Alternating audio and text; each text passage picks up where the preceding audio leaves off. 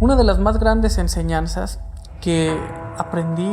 hace poco en carne viva, pero que había leído y había escuchado en miles de ocasiones sin entender, era que llegar a la cima no era lo difícil. Lo difícil era mantenerse.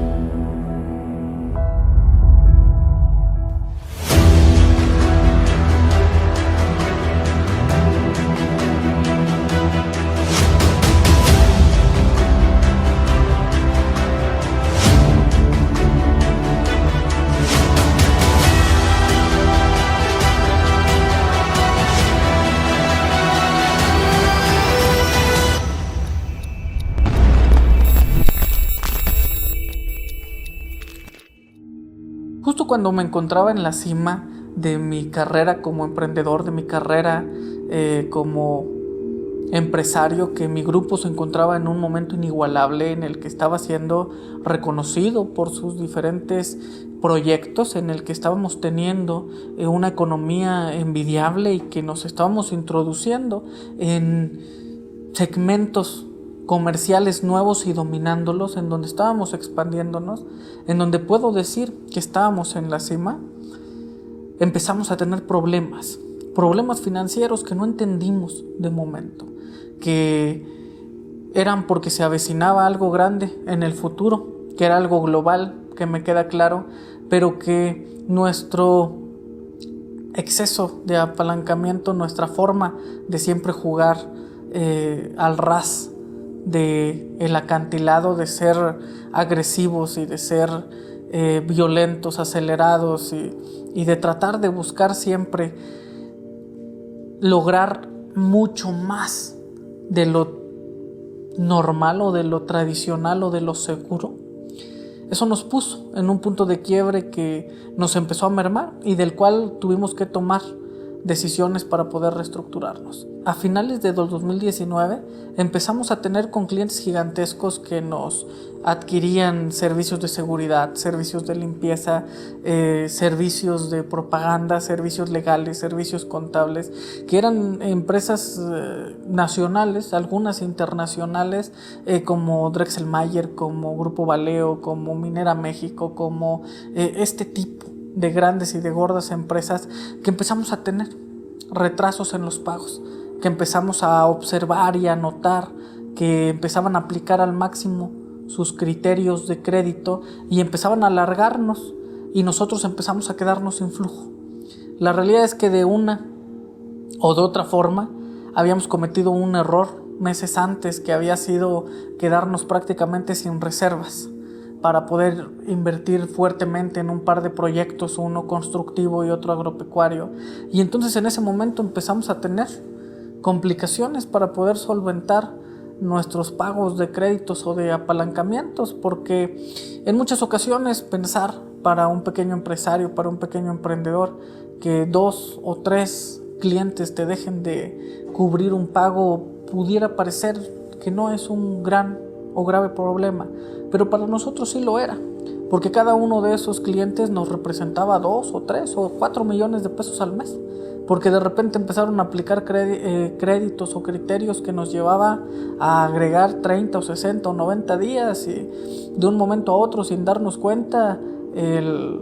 agua dentro del vaso, que era nuestra cartera de recursos, empezaba a disminuir. Y sí, de un momento a otro éramos ricos en papel por lo que nos debían, pero no teníamos ese recurso y de repente 15 o 20 o 30 millones de pesos era lo que se nos debía. Recuerdo perfectamente que encontramos una oportunidad también con Grupo Walmart en México, con uno de sus principales subcontratistas, y que teníamos la oportunidad de nosotros ir y hacer obras en diferentes lugares de la República. Y sucedió con él y sucedió con un par más, que por determinada cuestión empezamos a tener estas complicaciones para cobrar y de repente obras de 20, 30 millones de pesos pues no podíamos sacarlas adelante. Recuerdo que llegaron estas complicaciones financieras y junto con las complicaciones financieras pues llegó la cruda realidad. La realidad de quienes sí son amigos y de quienes no. La realidad de quienes están solo por dinero y quienes no. Porque cuando uno tiene lingotes de oro para agradecer, todo el mundo está a tu alrededor. Pero cuando volteas y pides el favor de regreso, te das cuenta que muchos de los que prometían realmente nunca pretendían cumplir, que era solamente una cuestión de atención y de supuesta educación. Te das cuenta que cuando calificas los recortes que tienes que realizar en cuanto a infraestructura, en cuanto a personal, en cuanto a actividades, de repente hay rentabilidades ocultas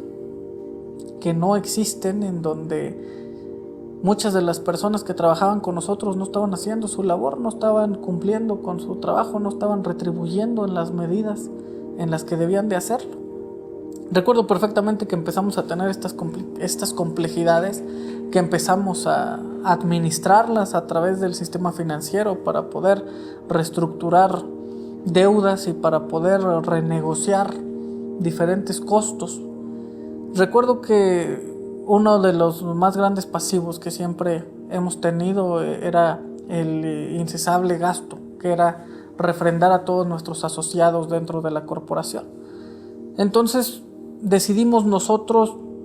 en un plazo prudente, noviembre, diciembre, vimos que esto se seguía haciendo presente, desinvertimos en diferentes proyectos, dejamos de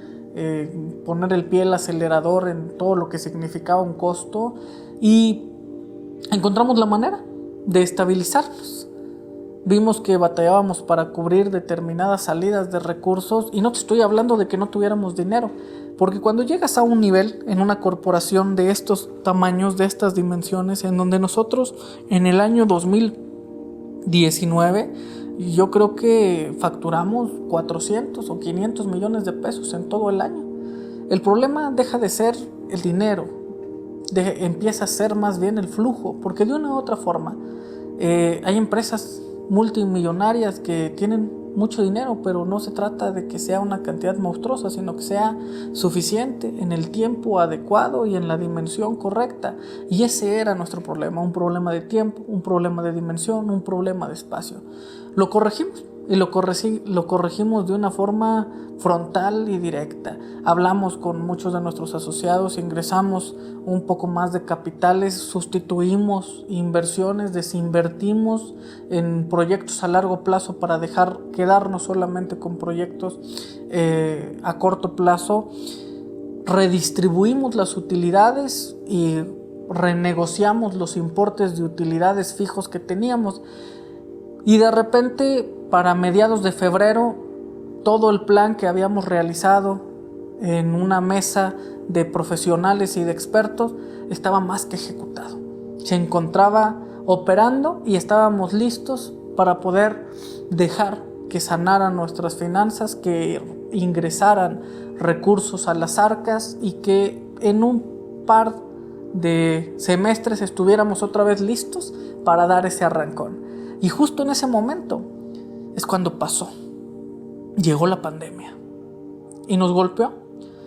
pero no nos golpeó solamente desde el ámbito de salud. A nosotros nos llegó una pandemia, pero una pandemia corporativa.